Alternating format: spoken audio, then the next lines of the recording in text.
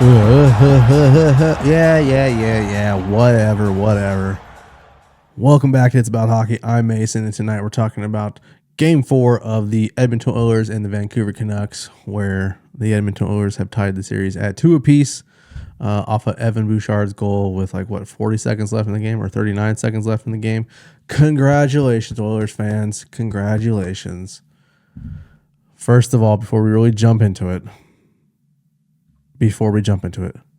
go down to my comments and let me hear all the pissing and moaning you guys are going to do about the refs or what calls were called or what calls weren't called and how many penalty minutes you're owed, because it seems like every time I'm talking about this series, you guys are yapping about some penalties not being called.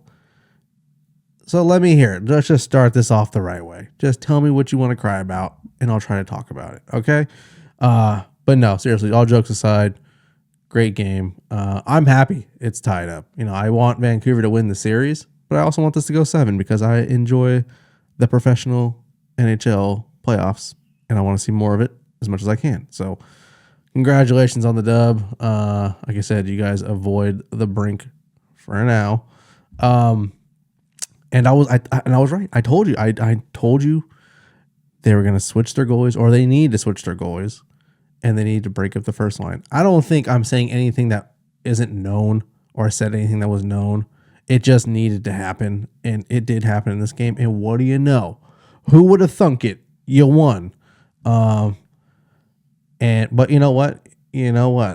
Let's not overlook Vancouver's effort tonight, because they made it interesting. Okay, don't act like you guys weren't sweating bullets there towards the end after they tied it.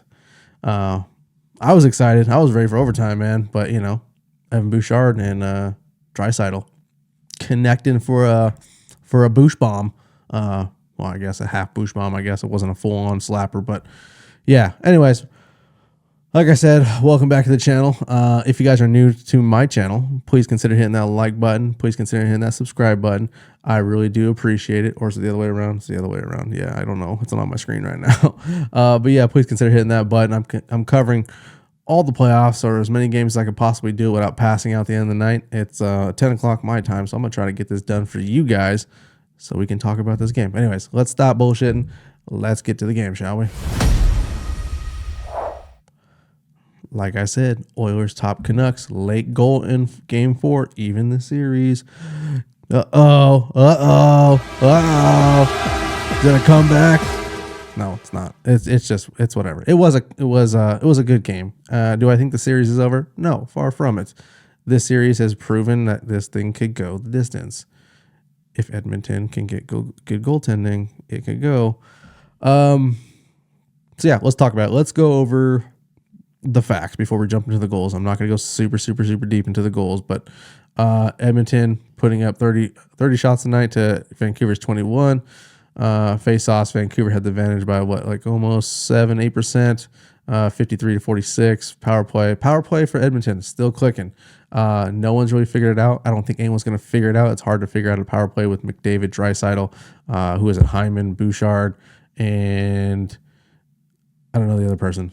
Doesn't matter. But it's hard to stop. It's hard to stop and hard to figure out. Again, I was a hater towards it. I didn't believe in it as much. I already stated my opinion on that, but it has changed. So congratulations. The power play is still clicking. It's still fire. Keep going with it. Hits, thinking about hits and how the night was going to play out tonight.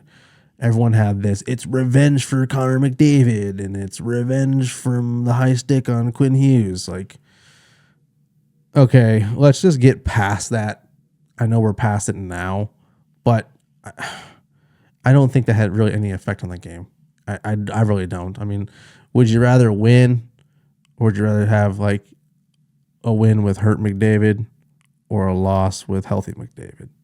That's kind of how I feel about it. And same thing with Quinn Hughes, his injury. His scratch, if you want to call it that, it wasn't that big of a deal. I don't think the players are thinking about it that way. So I thought maybe, given all the hype and how everyone's talking about this game and all the people talking about it on every single podcast there is in the world right now, you would think it'd be a little bit more physical. It was physical, but there was no really any rough stuff for me. I didn't really see much of that. Evander Kane got a couple good hits here and there. Zadorov was kind of a ghost today. I didn't really see much of him today. So, again, I wasn't putting too much stock into it. I was excited to see if something broke off and happened, but nothing did. So it's kind of whatever. So for hits, it wasn't overly crazy. 48-37, physical, but nothing too crazy to write home about. Giveaways, takeaways from Edmonton, 12, takeaways 6. So, nothing too crazy to write home about those stats right there. We are going to jump in the goals, but before we do that, let's go check out the restarts of the game. Ryan Nugent-Hopkins getting that. Was it the game winner? No. Well, it was the game winner for a minute, but, that vanished pretty quickly. Pickard, whatever you guys want to call him. And then Conor Garland for tonight for Vancouver. So nothing crazy there. I kind of expected, I keep wanting to call it Pickard. I kind of expect him to be there. He played a great game tonight. He was really, really for his first NHL playoff game. He played really well between the pipes. Ryan Nugent-Hopkins, what a snipe! Like, come on, let's give the man credit. Like, let's go, buddy. But yeah, let's talk about the goals a little bit. And like I said, if you're pissing and moaning about something that wasn't called or something I'm not mentioning, let me know in the comments. I want to see what you guys got to cry about this time. Because it to me, it's entertainment. I'm sure it's entertainment for Edmonton fans just as much as it is for Vancouver fans. Let's hear about it. All right, let's go look at the goals really quick. This is the power play goal. Now the one thing to take away from this, it's nothing crazy. I don't think anything happened out of the ordinary here. It was just, for me, this goal was a master class of passing from Connor McDavid. He draws in. I don't even know who's on the PK. I'm not even going to look at it. If you guys know who's on the PK, let me know. I don't have the time to look at it right now. So, but look at Connor McDavid's pass. All right, he's drawing in 3 defenders on a PK, which is kind of crazy to me. But it is Connor McDavid, so if you give him space, he will use it. But watch his pass to Draisaitl down here in the corner. It's kind of like a no look. Well, it's kind of like an off the shoulder look, but you get my drift. Watch what happens. Boom. He drew 3 defenders to an wide open Draisaitl with like a 2x3, not really a whole 4x6, but he got some space there. And it did go off of Sheeloff's there, off his glove. So it was almost a crazy save. I thought he saved it at first. And then I saw everyone jumping and going crazy and losing their mind. So beautiful goal. I'd say it was more of a beautiful pass than me, but look at this guy. This guy knew what's up. He was up before anything happened. So shout out to this dude right down here. Looking at Ryan Nugent-Hopkins' goal here. Now I do have a problem with this one because this one was a stupid play on, who's it, Jolson? Noah Jolson. If I'm saying that right, let me know. If I'm saying it wrong, let me know. If you want to piss and moan about it in the comments, go ahead, do it. But this step up at his own blue line, which is, I don't really get this at all. This is a bad move. We'll get to it. Here we go. Let's turn that volume off there. So there he is right there. Jolson, right? You're on D, bro. That is okay. It's okay. Let's just get to it.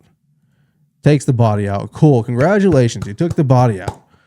Where's the puck? And you left your boy wide open, and the puck is hanging out the blue line.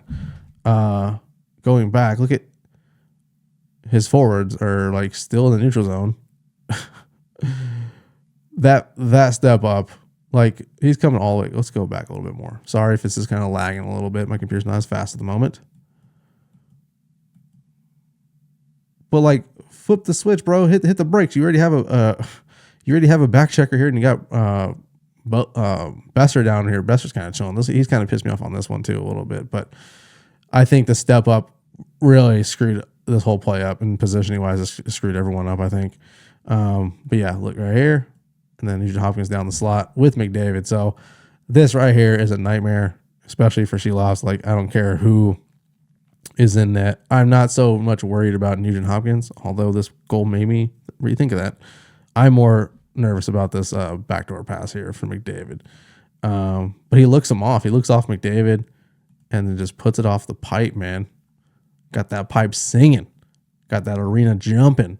So yeah, smash that like button if you thought that was a beaut, because I definitely thought that was dope. I don't know. Is it ESPN? For me, for us in the States, it's ESPN. For you guys in Canada, it's Sportsnet. But does it sound like ESPN, maybe even Sportsnet, does it sound like they've boosted the sound for like the games, like the boards and the pipes? Like I feel like every time someone takes a slap shot and it hits the boards, it sounds like a bomb is going off, which is kind of cool, I guess, but it's also blowing my speakers out. So I don't know. I digress. Just something I observed. Beautiful goal. Moving on to the next. Conor Garland's. The only issue I had with this, it's not so much an issue, but it is the three defenders screening Pickard in front of his net. Like it's not a whole like super horrible bad screen, but it's just kind of it's like if you're gonna get in that lane and you're gonna screen your goalie, take the block. They did obviously, but again, all the congestion from the net. I don't think Pickard really had a full grasp on where this puck was going or was coming from. Eventually, when Conor Garland comes up to the slot, he sees it, but you can see the puck going in right here. And that's a beautiful screen. Who's that? Is that Boeser in front of the net? No, that's Dakota Joshua. So overall, nothing too crazy about that goal. I just thought, like if you're gonna screen your goalie, like it looks better here. Like that looks kind of crazy. Like that's kind of a rough look. But luckily it didn't go through because we saw what happens when you screen the goalie on Boeser's goal. We'll get to it right here. This goal right here. Okay, Vancouver Canucks fans. I know I've kind of been grilling you guys a little bit, just chirping you. It's all good and fun, but I do like your guys' team. I've picked you guys to advance. Okay, that should say enough. But this goal right here from Boeser, this is a goddamn beaut. When you watch this in real time, I knew exactly what he was looking for. I knew he was looking for some bodies, some feet, because if you go back, look at his goal. He's not looking to put this anywhere other than in the feet. I always shout this out on my TV. Like, doesn't matter who's playing. I'm like, just shoot at the feet if you got congestion in front of the net because that thing is going to bounce around and you don't know where it's going to go. This time, it happened to go right in the back of the net where it belongs. That was beautiful from Boeser because he did that with full intention. Like, I want to say that, that's what happened. Like, you can come at me in the comments all you want and say, no, it was luck and whatever. No, that guy was looking at where he was putting that puck. Let's go to this angle. Like, he's got nothing to shoot at here. Literally nothing to shoot at other than the feet and the body. Where else is he going to put this thing? He can't shoot. He's got a screen here. Nothing's going to happen. The only space he has is in between the feet. Beautiful. Absolutely beautiful goal. This might be one of my favorite goals of the playoffs so far because of that was intentional. I know that was intentional. Deep down in my heart, I know that was intentional. So, beautiful goal. And that was the tying goal with how much time left? There was how much time? Let's see. Like almost a minute and 40 seconds left. So I know Edmonton fans, I know you guys are sweating. Like don't BS a BS. All right, let's be real. The energy was sucked out of that building for a quick second. And then we got the tying goal, right? With 40 seconds left, Draisaitl sitting in Gretzky's office back there. Here we go. And this whole play started with I'm not gonna throw too much shade on Vander Kane, ex-Shark, loved him when he played, but then he got kind of towards the end. But he started this with the forecheck. Like, I will give him his props on that. He took the body out like you're supposed to, got him off the puck, and they kept it in the zone. I have one issue. Well, actually two issues with this. But Draisaitl sitting behind the net, okay, this to me right here is telling me you're playing scared, right? Dakota Joshua, he could have stepped up a little bit, but I also get it. You got 40 seconds left. You don't want to give up this pass right here, but you left the slot wide open. Who's that? Boeser too. Draisaitl, beautiful, perfect pass. Bouchard, absolutely left alone on Broadway with a straight view to Shelov's. You'll see in a second. It doesn't look straight right now. It looks like he's got a little bit of a screen. And he puts it in the net, right? Beautiful goal. Super. I'm not gonna lie, I was a little bummed that happened because I wanted overtime. I didn't really care who won, but I was bummed because I wanted overtime. It's because this game looked like it was looking like it needed it, and this whole series feels like it needs it every time they play. But my two problems are right here. You got Boeser. I believe that's Boeser. And then who is this? Who is number 9? I forget. Oh, JT Miller. Yeah, it's just for me. I don't know, man. It's kind of a it's kind of a bad look to screen your own goalie. But yeah, JT Miller and Boeser screen. Like, okay, if you're gonna challenge the shooter from the point, and you're gonna get in any kind of lane to either to screen your goalie or just interfere with the goalie's vision any bit at all, you better take the freaking puck to the face, to the shins, to the chest, whatever. Don't half step this block. Both of them do it. And look at Boeser on the initial shot. Like right here. The whole time. Go balls to the walls and dive in front of that puck. You haven't won the game yet. You still got 40 seconds left. Do whatever you can to get in front of that puck and block it. If you're not going to block it, get the hell out of the way. It's that easy. Just move. I mean, I like Boeser as a player, and I like JT Miller as a player as well. But this was bad. Both of these guys should have been going, like I said, balls to the walls to get to that puck. As soon as that puck leaves, someone needs to be just firing at all cylinders and get up there. There's no reason for this to be all alone. But it happened, and Oilers score, and they win. So that's how the game went, pretty much. It was a very good game. All these games, there hasn't been one blowout. It's all been one goal game so far. You can't say anything bad about this series other than the chippiness that we get. And I love all the stupid remarks I get in the comments. I love all the bickering. So keep that going. Like I said, if there was something that I didn't talk about tonight, some missed call or whatever, let me know. Because the refereeing hasn't been great these playoff series. But it's so funny to hear everyone saying, they're against my team and they're not doing this. I'm like, well, okay, let's just move past that, all right? Get out of your emotions. It's only a game. And no referee is coming to your arena and just picking on you and your team for some reason. I don't know why people think that. It's not the way this thing goes. All right, boys and girls, that's it for this video.